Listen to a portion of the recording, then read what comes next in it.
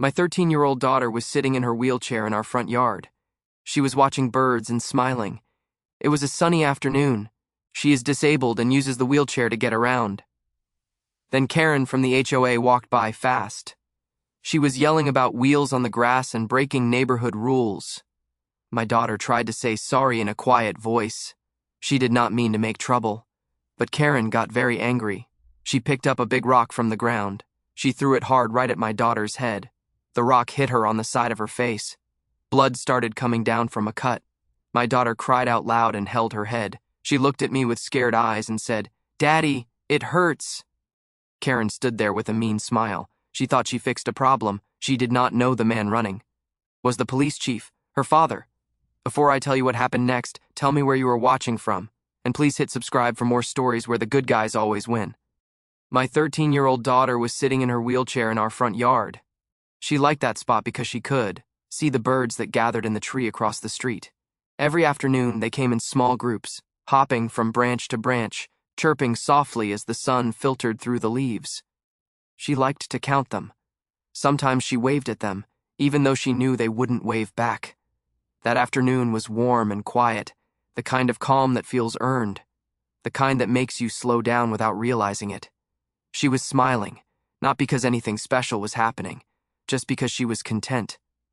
She had her hands folded loosely in her lap, her shoulders relaxed, her eyes following the movement of the birds. Her wheelchair was parked carefully on the edge of the grass, close enough to the sidewalk that she could see everything, but far enough that she wasn't in anyone's way. She was exactly where she was supposed to be.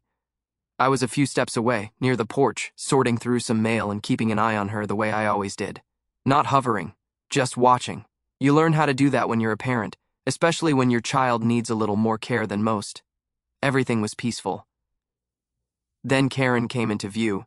She appeared at the end of the sidewalk, walking fast, her posture stiff and deliberate. Anyone in the neighborhood could recognize that walk. It was the walk she used when she was looking for a problem to correct. Her face was tight, her jaw set. She wasn't out for a stroll. She wasn't waving or greeting anyone.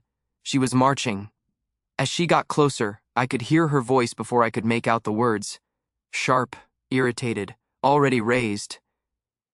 "This is unacceptable," she said loudly, before she was even close enough for a conversation.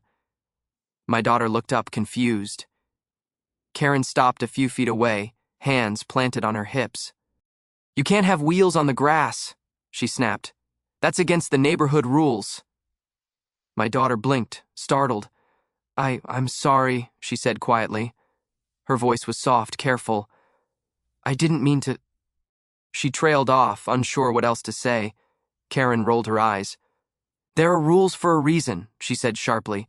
"If everyone just did whatever they wanted, this place would be chaos." I stepped forward slightly. "She's not hurting anything," I said calmly. "She's just sitting." Karen didn't look at me. Her attention stayed fixed on my daughter, like she had already decided who the problem was. "She's on the grass," Karen repeated. "That's not allowed." My daughter shifted in her chair, uncomfortable now, her earlier smile gone. She looked down at her hands. "I can move," she whispered. I shook my head gently. "You're fine, you don't need to move," Karen scoffed. "You people always say that," she snapped. "Rules don't stop applying just because someone feels special." The word landed heavier than she probably intended. My daughter flinched. I took another step forward. "That's enough," I said, keeping my voice controlled. "She's not bothering anyone." Karen's expression hardened. "You don't get to tell me how to do my job." Her voice rose another notch, sharp enough to draw attention from nearby houses. A curtain shifted in a window. Somewhere down the street, a door opened. My daughter swallowed and tried again, her voice barely above a whisper. "I'm sorry. I didn't mean to break any rules." That was when Karen bent down abruptly. At first, I thought she was just pointing at something on the ground. Then I saw her hand close around a rock lying near the edge of the yard. Not small, not huge, but heavy enough to matter. My stomach dropped. "Hey," I said sharply, stepping forward.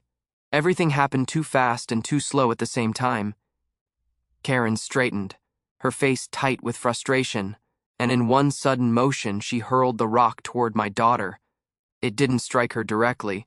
It hit the ground nearby with a dull, startling thud, but it landed close enough to make my daughter scream and flinch hard. She cried out and threw her arms up instinctively, curling inward in fear. The sound of her voice, high, terrified, breaking, tore straight through me. "Daddy," she cried. "It hurts." I was moving before I even realized it. I crossed the distance in seconds, dropping to my knees beside her, pulling her gently toward me. My heart was pounding so hard I could feel it in my throat.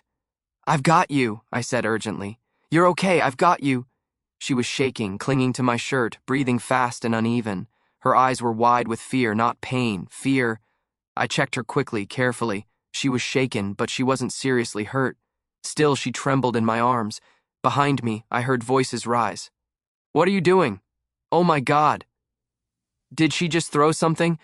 I looked up. Karen was standing exactly where she'd been, arms stiff at her sides, her face tight with irritation. Not fear, not regret. Satisfaction. "That should make her move," she said flatly. Problem solved. The words didn't register at first. They felt unreal. My daughter clutched my sleeve and whispered, her voice breaking, "Daddy, it scared me." I held her closer. "It's okay," I said softly. "You're safe. I'm right here." Karen huffed. "She's overreacting," she said. "Nobody got hurt." I slowly stood, keeping my body between her and my daughter. "You just threw a rock at a child," I said, my voice low and controlled. "I threw it near her," Karen snapped. "There's a difference." Behind her, neighbors were stepping closer now. Someone had pulled out a phone. Someone else shook their head in disbelief. "That's not okay," a woman said. "What is wrong with you?" Another voice added. Karen turned on them. "This is HOA business," she snapped. "You people need to mind your own. Enough!" My voice cut through the noise. She turned back toward me. Her eyes flicked over my face, taking me in properly for the first time. My posture, my tone, the way I stood between her and my daughter without hesitation. She hesitated, just for a fraction of a second. "You don't get to do that," I said quietly. "You don't get to scare my child." She scoffed again, but it wasn't as confident as before. "You think you can threaten me?" she said. "I have authority here." I took one slow step forward. "I'm not threatening you." She opened her mouth to respond. I didn't raise my voice. I didn't need to. "I'm the police chief." The words landed heavy in the air. For a moment, everything seemed to freeze. Karen's expression changed, not dramatically, but unmistakably. The anger faltered. Her jaw tightened. Her eyes darted, recalculating. The neighbors went quiet. My daughter looked up at me, confused but trusting. "You are?" Karen said, disbelief creeping into her voice. "Yes," I replied. "And what you just did is going to be addressed." Her mouth opened, then closed. The confidence she'd been wearing like armor cracked.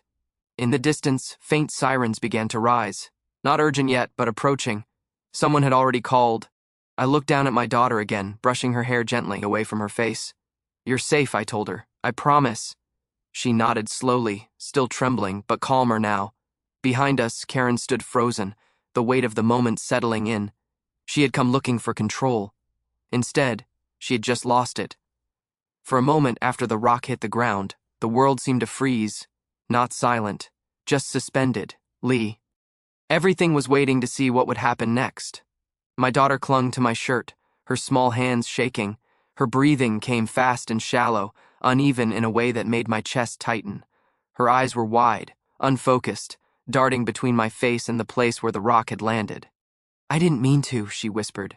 "I didn't mean to do anything wrong." That sentence cut deeper than anything else. "You didn't," I said immediately, lowering myself so we were eye to eye. "You didn't do anything wrong. Not one thing."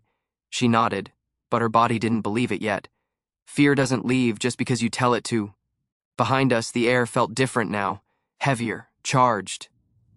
The kind of tension that pulls people out of their houses and onto their porches. I could feel eyes on us before I saw them. A screen door creaked open across the street. Someone muttered, "Did she really just throw that?" Another voice answered, quieter but sharper, that was completely out of line. Karen hadn't moved. She stood stiffly where she was, arms folded tight across her chest, chin raised. Her expression wasn't shock or regret. It was irritation, the kind that comes from someone who believes the world is misbehaving around them.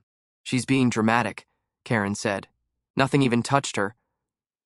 My daughter flinched at the sound of her voice and pressed closer to me. That's enough, I said, my voice low but steady. Karen turned her head sharply toward me. Excuse me? You scared her, I said. You crossed a line, she scoffed. Oh, please. People are too sensitive these days. I was trying to enforce the rules. What rule lets you throw things at a child, I asked. She waved a dismissive hand. You're twisting it. Around us, neighbors were gathering more openly now. A man from 2 houses down stepped onto the sidewalk. A woman across the street had her phone raised, recording. Someone way. Spared. That's not okay. Loud enough to be heard. Karen noticed the attention and stiffened further.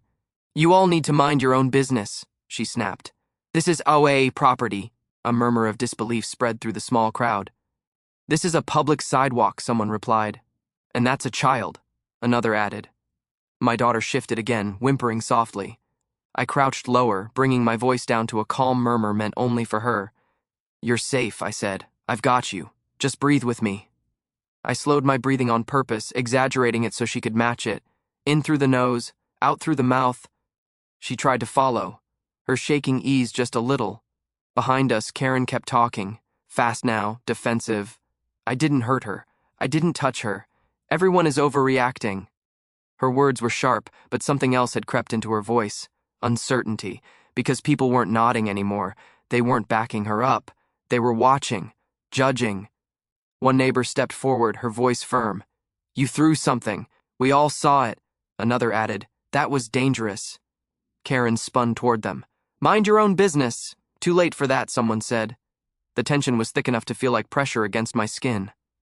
I stood slowly, keeping myself between Karen and my daughter. I didn't raise my voice. I didn't need to. This ends now, I said. She laughed, short and sharp. You think you can tell me what to do? Before I could respond, a new sound cut through the noise. Distant, but unmistakable. Sirens. Not close yet, but approaching. Karen froze. Just for a moment. Her eyes flicked toward the sound, then back to me. Did you call the police? She demanded. I didn't answer. I didn't have to. The neighbors murmured again. Someone said, Good, someone else whispered. About time. Karen's posture shifted, her shoulders pulled back too stiffly, her jaw tight. Ened, I didn't do anything illegal, she said quickly. This is ridiculous. The sirens grew louder. My daughter noticed them too. She looked up at me, uncertainty flickering across her face. Dad, are we in trouble? No, I said immediately. You're not in trouble. You're safe. I brushed her hair back gently, keeping my voice steady even though my heart was still pounding. The sirens turned onto our street. Red and blue lights flickered against the houses, against the parked cars, against the faces watching from driveways and porches. A police cruiser slowed as it approached, then another. They pulled to a stop near the curb, lights still flashing but sirens cutting off one by one. The sudden quiet that followed felt heavy. 2 officers stepped out calmly. Not rushing, not shouting. Just alert and focused. One looked around, quickly assessing the scene. Afternoon, he said. We got a call about a disturbance. His eyes landed briefly on my daughter, still seated low, still shaking slightly. Then they moved to Karen. Can someone tell me what happened? Karen opened her mouth immediately. Yes, officer, this man is causing a scene. His daughter was violating HOA rules and... The officer raised a hand gently. Ma'am, I'll get to you. Let me hear from the people who called first. Karen stopped mid-sentence, visibly annoyed. The officer turned toward us and crouched slightly so he wasn't looming. Sir, are you her father? Yes. Is she okay? She's scared, I said. But she's okay. He nodded and turned to my daughter. Hi there. My name's Officer Reed. You're not in trouble. Can you tell me what happened? She hesitated, then glanced up at me. I nodded encouragingly. She yelled, my daughter said softly. And then she threw something near me. It scared me. Her voice wavered on the last word. Officer Reed's expression changed, not dramatic but serious. Thank you for telling me, he said gently. He stood and looked toward Karen. Ma'am, he said, I need to hear your side now. Karen folded her arms again. I told you, She was blocking the sidewalk. I tossed a rock near her so she'd move. That's it. A murmur rippled through the crowd. The officer blinked once. You threw an object toward a child in a wheelchair? I didn't hit her, Karen snapped. Everyone is exaggerating. The officer exchanged a glance with his partner. Ma'am, he said calmly, that's not appropriate behavior. I was enforcing the rules, she insisted. The officer shook his head slightly. HOA rules don't authorize physical actions that could cause harm. Karen opened her mouth again, but this time the words didn't come as easily. The second officer began taking statements from witnesses. One by one, neighbors spoke. She threw it. She was yelling. The girl looked terrified. Each account added weight. Karen's confidence thinned with every sentence. She shifted her stance, glancing around as if searching for support, but no one stepped forward. The officer returned to her. Ma'am, at this point we need to continue this conversation more formally. What does that mean? She asked sharply. It means you're being detained while we sort this out. Her eyes widened. Detained? For what? For reckless behavior that caused fear and risk to a minor. She laughed once, sharp and disbelieving. This is ridiculous. But her voice lacked its earlier certainty. The officer gestured calmly. Please turn around. She hesitated. For the first time since she'd arrived, she looked unsure. Her gaze flicked toward me, then to my daughter, then back to the officers. Slowly, reluctantly, she turned. The sound of handcuffs closing was soft, not dramatic but unmistakable. A hush fell over the group. My daughter squeezed my hand tighter. Dad, it's okay, I whispered. You're safe. Karen was guided a few steps away, still talking under her breath, her words no longer sharp but strained. The officers led her toward the patrol car. The crowd began to disperse, murmuring quietly. Some shook their heads. Others whispered words of support. One woman came closer and spoke softly to me. I'm so sorry that happened. She was way out of line. Thank you, I said. The officer returned to us. We'll need to take a formal statement later, he said. For now, make sure she's okay. If she feels dizzy or unwell, let us know immediately. I nodded. My daughter leaned against me, exhausted. The adrenaline was fading, leaving only tiredness behind. The patrol car door closed softly in the background.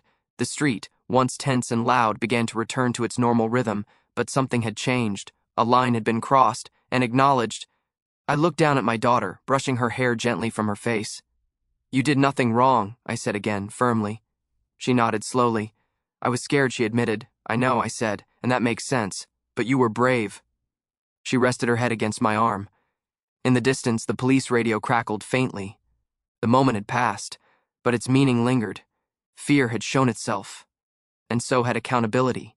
The street didn't feel the same once the patrol cars arrived. It wasn't loud anymore. It wasn't chaotic. Instead, everything slowed into something heavier. A careful, watchful quiet that made every word feel important. Red and blue lights reflected softly off nearby windows. The afternoon sun still shone, but its warmth now mixed with a strange tension that hung in the air like static. My daughter stayed close to me, her fingers curled into the sleeve of my jacket. Her breathing had steadied, but her body still leaned toward mine, seeking reassurance. I rested my hand gently on her shoulder. G. Rounding both of us. An officer approached again, notebook in hand, posture calm and professional. All right, he said evenly.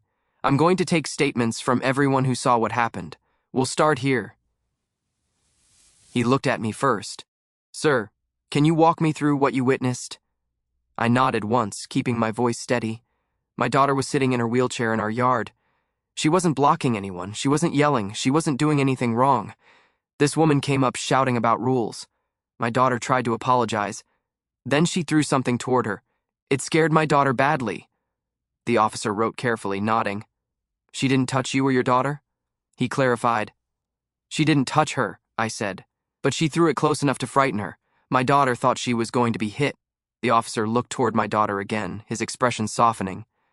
Can you tell me what you remember? He asked gently. My daughter hesitated. I could feel her tense beside me. It's okay, I whispered. Just say what you remember. She swallowed and nodded. She was yelling, she said quietly. I said sorry. Then she picked something up and threw it. I got scared. Her voice cracked on the last word. The officer lowered his voice even more. Thank you, that helps. He straightened and turned to his partner, who had begun speaking with witnesses further down the sidewalk. One by one, neighbors stepped forward. A man in a baseball cap spoke first. She definitely threw it. I saw it clearly.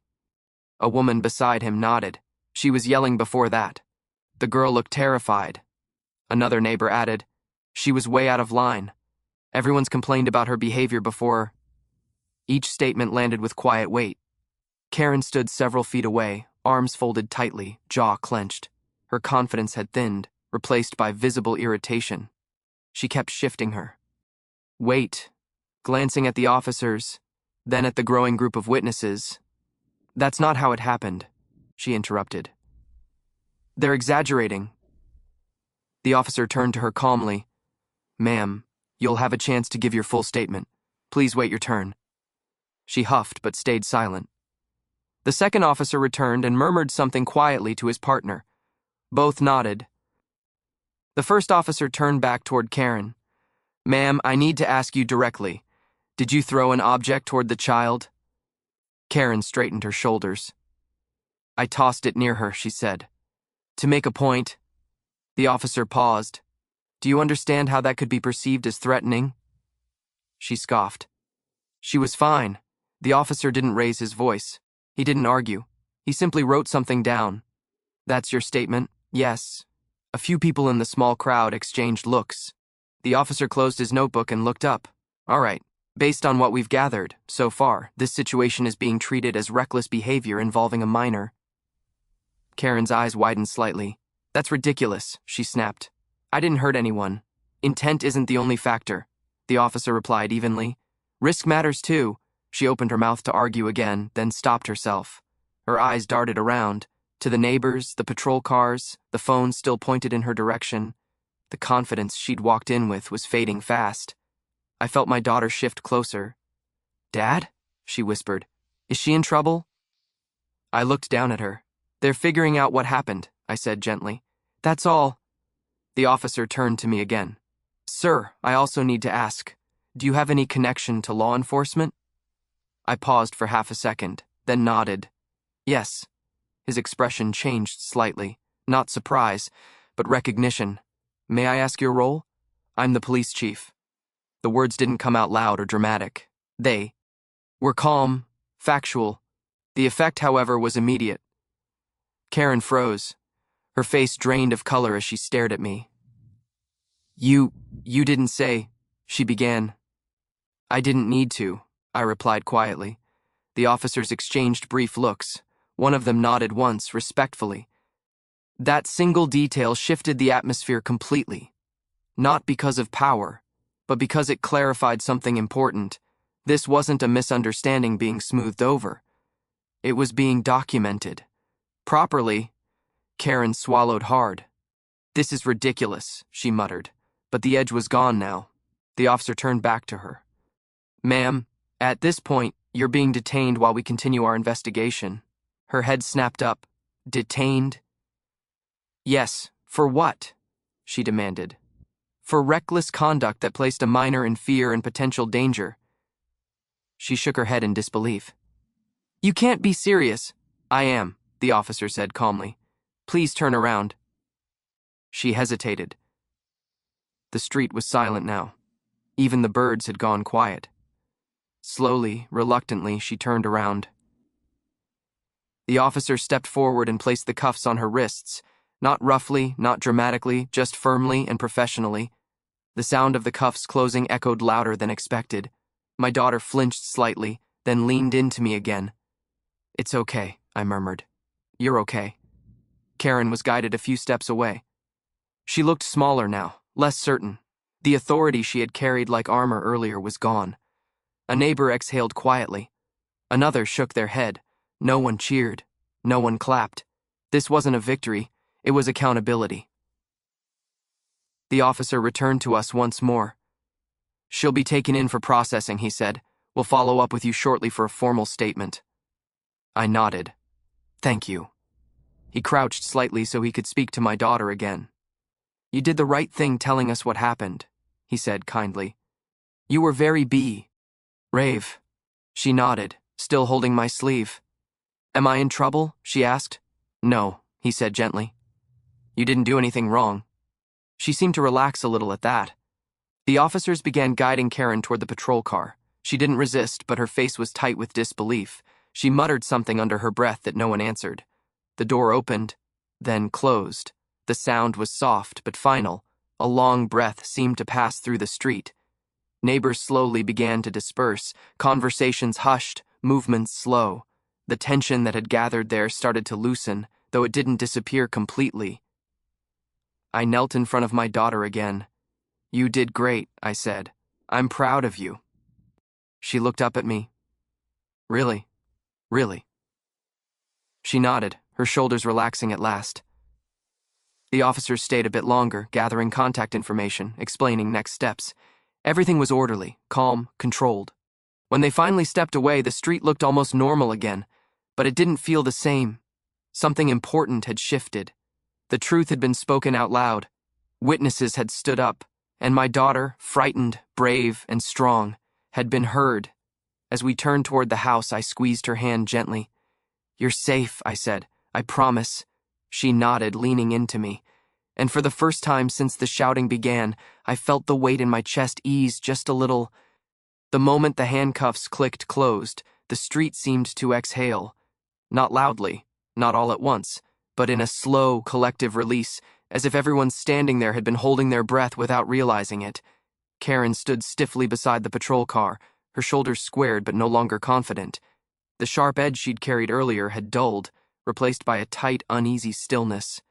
Her eyes moved constantly now, from the officers to the neighbors to me, as if searching for some familiar authority to rescue her from the situation she had created. It didn't come. The officer adjusted the cuffs gently, ensuring they were secure but not painful. His movements were practiced, careful, professional. Nothing about the moment was dramatic. That somehow made it heavier. This is just temporary, Karen muttered. You're all overreacting. No one answered. Across the yard, my daughter leaned into my side. I could feel her breathing finally beginning to slow, each inhale a little steadier than the last. She watched quietly, eyes wide but thoughtful, trying to understand what was happening without fully grasping the weight of it. Dad? She whispered. Yes? I said softly. Is she in trouble? I thought carefully before answering. She's being held responsible for her choices, I said. That's what's happening. She nodded, absorbing the words. The officers continued their work methodically. One spoke quietly into a radio, confirming details. Another began noting witness names. The calm efficiency of it all stood in sharp contrast to the chaos that had unfolded just minutes earlier.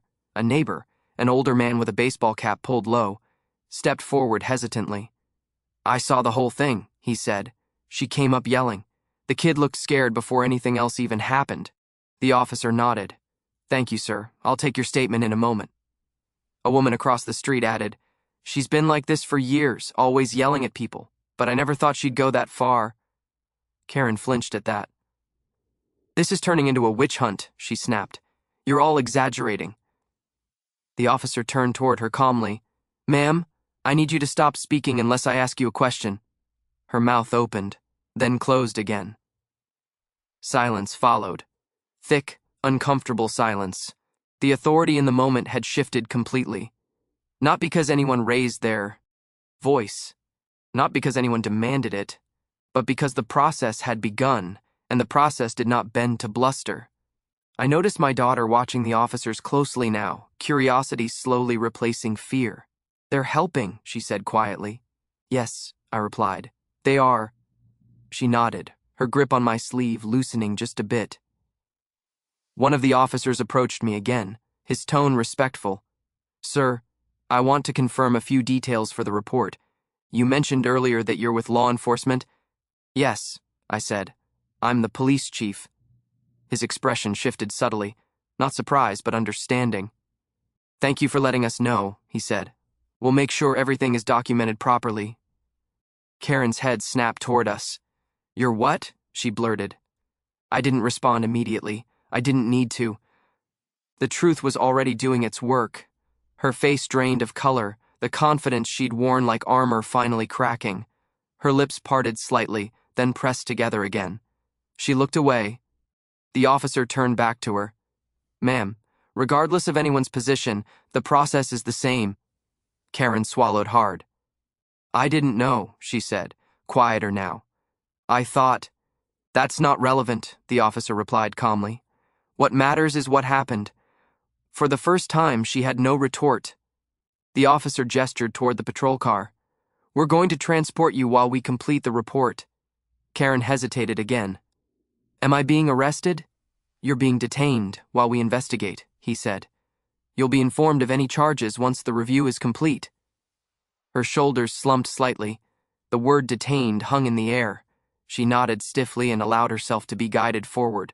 The door opened with a soft mechanical click. Before getting in, she paused and glanced back. Not with anger this time, but something closer to disbelief. "This is unbelievable," she muttered. "No one ponded. The door closed. The sound was quiet, final, unmistakable. A hush spread through the small crowd. Some neighbors exhaled. Others looked away, uncomfortable but relieved. The moment had passed, and yet its weight lingered. An officer approached me again, his voice gentler now. "We'll be following up later today. A detective will contact you for a full statement." I nodded. "Of course." He glanced at my daughter. "She okay to go home?" "Yes," I said. "Just shaken." He nodded. "Understandable." He knelt slightly so he could speak to her at eye level. "You did exactly the right thing by telling the truth," he said kindly. "You were very brave." She gave a small nod, her expression thoughtful. "Am I in trouble?" she asked again. He smiled gently. "No, not at all." She seemed to relax a little more at that. The officers began wrapping up. One returned to the patrol car.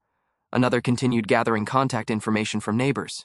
The scene slowly started to unwind. The street returned to its familiar shape. Cars passed in the distance. A dog barked somewhere down the block. A breeze moved through the trees, normal life edging back in. I crouched beside my daughter. "Do you want to go inside?" I asked. She nodded. I helped her turn her wheelchair toward the house, moving slowly, carefully. Each step felt heavy, not from effort, but from everything that had just happened. As we reached the porch, she looked back once more at the patrol car. "They're not mad at me, right?" she asked. "No," I said gently. "They're just making sure everyone is safe." She seemed to think about that, then nodded. Inside, the house felt quieter than usual, not empty, just still. Sunlight streamed through the windows, casting soft patterns on the floor. I helped her settle onto the couch and brought her a blanket. She curled into it, tired but calmer. I sat beside her, close enough that she could lean against me. Outside, I heard the patrol car pull away. The sound faded, and with it, the tension that had filled the air all afternoon. For the first time since it began, the house felt safe again. I rested my hand over hers. "You did nothing wrong," I said softly. "Not a single thing." She looked up at me. "Promise?" "I promise." She nodded, finally letting her eyes close for a moment. Outside, the day went on. But inside our home, something important had changed. Authority had shifted, not through anger or force, but through truth, accountability, and the simple act of standing up when it mattered. The first thing I noticed after the patrol cars pulled away was how quiet everything felt. Not peaceful, not yet, but subdued. Like the neighborhood itself was trying to process what had just happened. The air felt heavier, thicker, as if the day had slowed down on purpose. I stood on the porch with my daughter beside me, watching the street return to its ordinary shape. The neighbors who had gathered slowly drifted back toward their homes. Some avoided eye contact. Others gave small, sympathetic nods as they passed. A few paused long enough to say something quietly. "I'm so sorry that happened. She never should have done that. We saw everything." Their voices were soft, respectful. None of them tried to justify what had happened. None defended her. That alone said more than any argument ever could. My daughter leaned gently against my side, still wrapped in her blanket. Her body had relaxed, but she was quiet, thinking, processing, trying to make sense of a world that had suddenly felt unsafe. "Dad?" she asked quietly. "Yes?" "Is she gone now?" For now, I said carefully. And people are making sure she can't hurt anyone again. She nodded, absorbing the words slowly. We went inside and closed the door behind us, the familiar click of the latch sound. Dead louder than usual, like punctuation at the end of a long, painful sentence. Inside, the house felt different. Not broken, but changed. The same furniture, the same light through the windows, the same quiet ticking of the clock. Yet, everything carried a new weight. I helped her settle onto the couch and tucked the blanket around her shoulders. She leaned back, exhausted, her eyes heavy. "Can I just sit for a while?" she asked. "Of course," I said.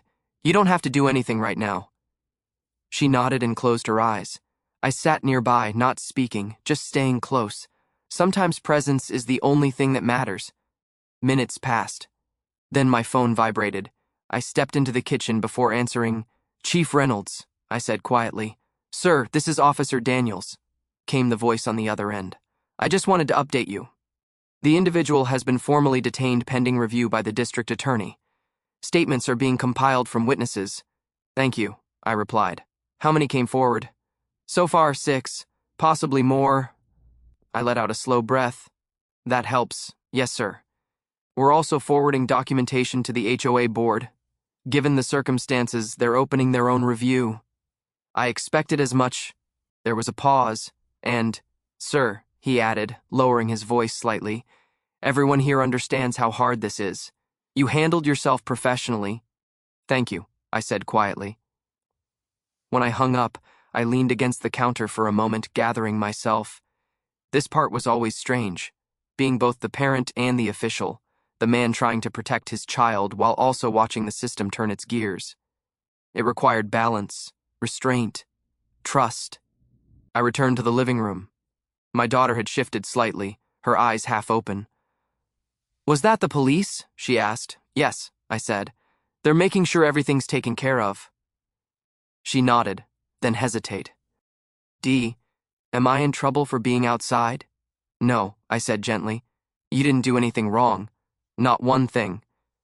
She seemed to relax at that, her shoulders lowering just a little. Outside, the day continued. Cars passed. A dog barked. Someone laughed in the distance. Life, stubborn and ordinary, carried on. A little later, a knock came at the door. I opened it to find 2 familiar faces. Neighbors from across the street, an older couple who had lived there longer than anyone else. "We just wanted to check on her," the woman said softly. "And on you." "That's kind of you," I replied. They glanced past me into the living room, where my daughter lay resting.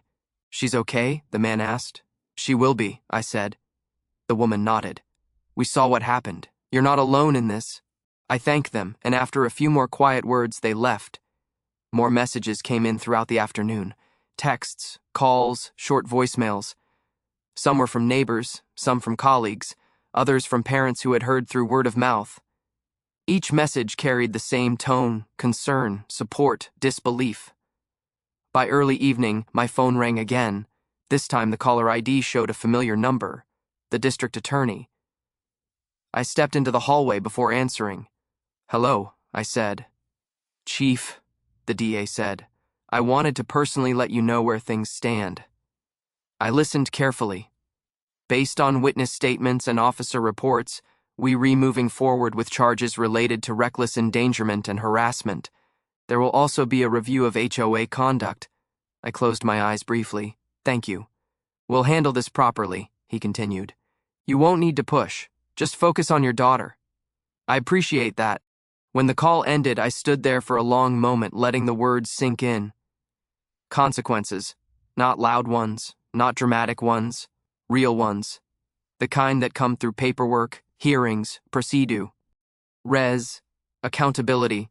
The slow, steady machinery of responsibility doing what it's meant to do. I returned to the living room. My daughter was awake again, watching the ceiling. "Dad?" she asked. "Yes? Are people mad at her?" I thought carefully before answering. "Some people are upset about what she did," I said. "But that's because hurting or scaring someone isn't okay." She nodded. "Even if you're angry?" "Even then," I said. She was quiet for a moment.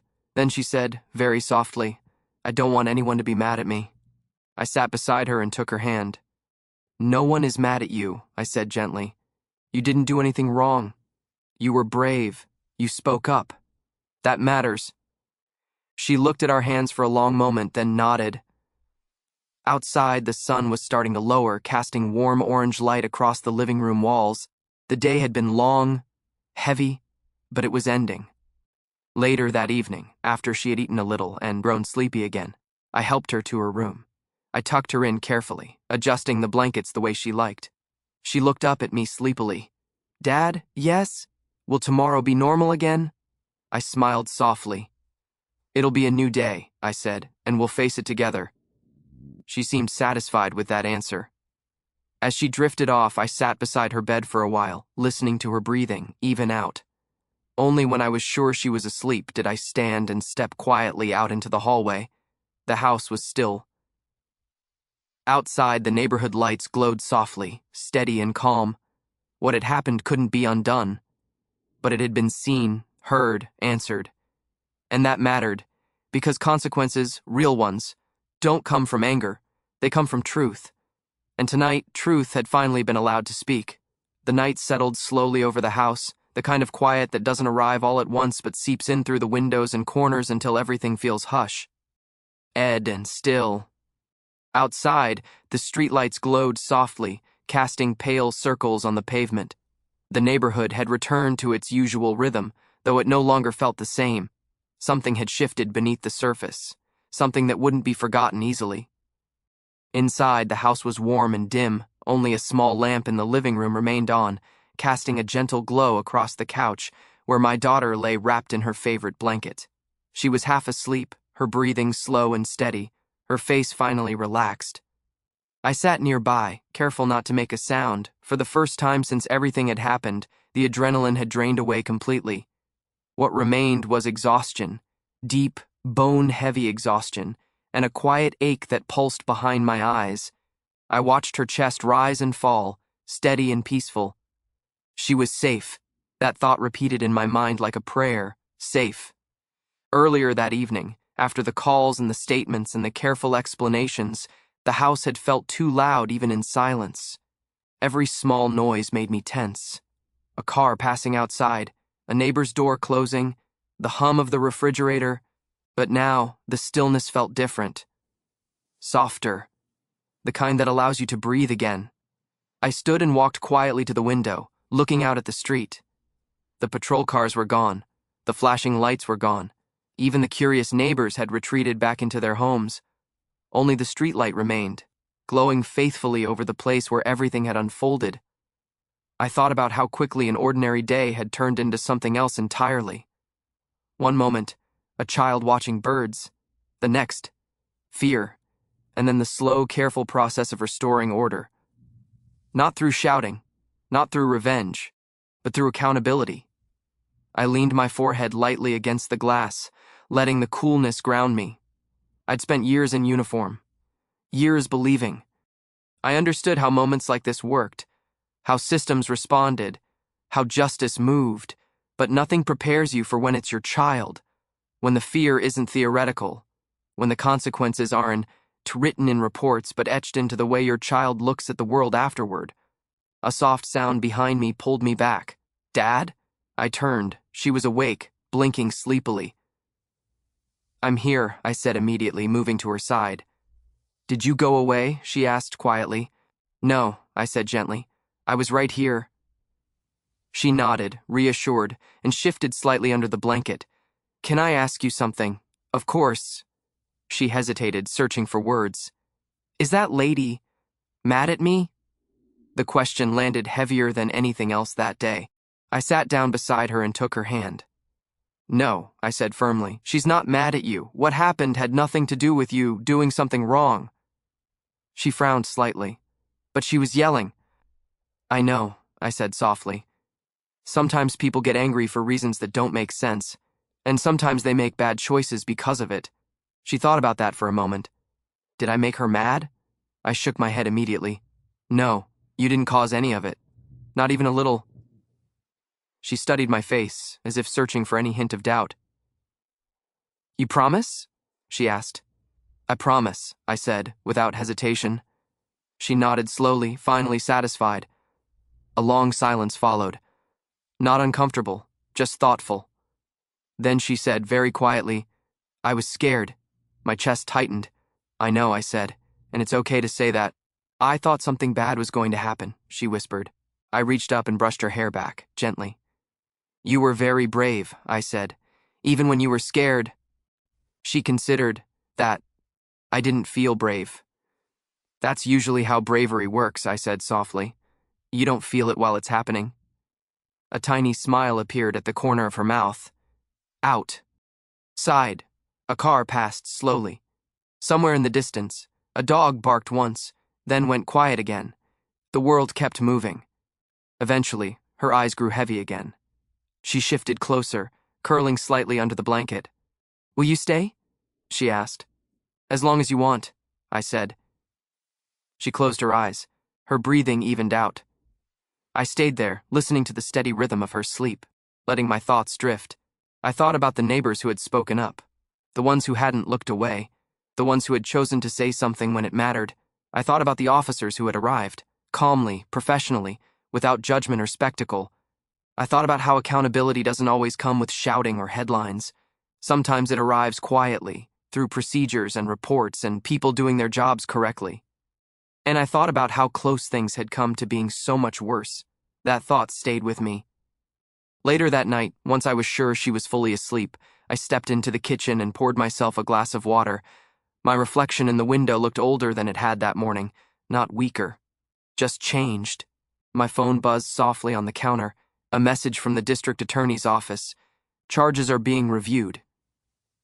You'll be contacted tomorrow with next steps. Please focus on your family tonight." I read it twice, then set the phone down. The system was moving, slowly, carefully, as it should. I walked back through the house, turning off lights one by one. Each switch clicked softly, a small ritual of closure. When I reached my daughter's door again, I paused. She slept peacefully now, her face calm, her breathing slow and steady. The tension of the day had finally released its grip. I stood there longer than necessary, just watching her. Then I whispered, barely louder than a thought, "You're safe." The words were as much for me as for her. Ow. Sighed. The wind stirred the trees gently. Tomorrow would bring questions, paperwork, conversations, maybe even difficult days ahead. But tonight, there was only quiet, only safety, only the steady truth that she was protected, heard, and not alone, and that, after everything, was enough.